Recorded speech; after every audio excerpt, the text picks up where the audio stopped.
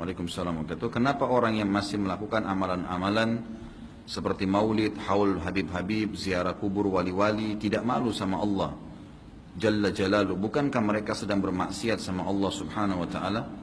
Ini semua dilakukan karena seseorang menganggap itu adalah perbuatan baik.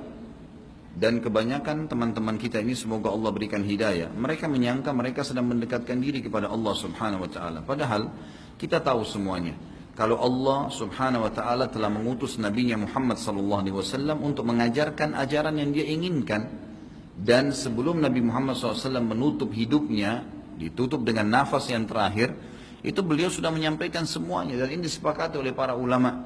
Tidak ada satupun di antara sahabat setelah meninggalnya Nabi Muhammad SAW kemudian menambah-nambah ajaran beliau SAW. Banyak orang yang tidak faham.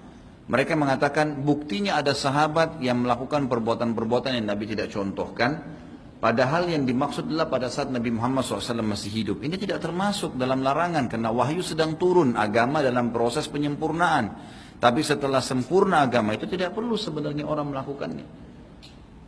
Kenapa? Sebabnya syaitan menghiasi bagi orang, teman-teman sekalian. Kata ulama, dosa ada dua macam. Ada dosa syahwat dan ada dosa syubhat.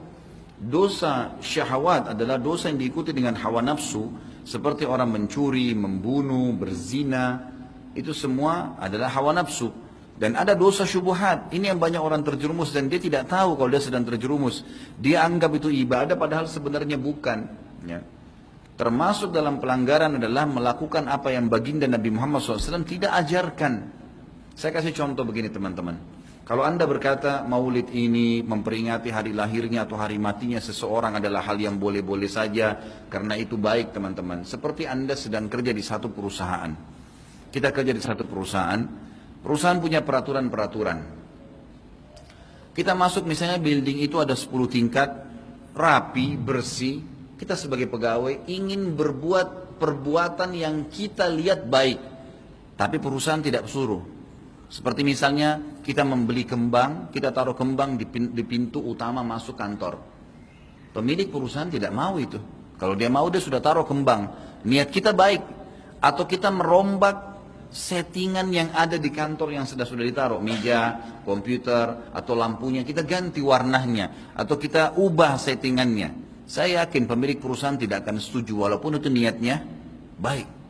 Itu rasional sekali.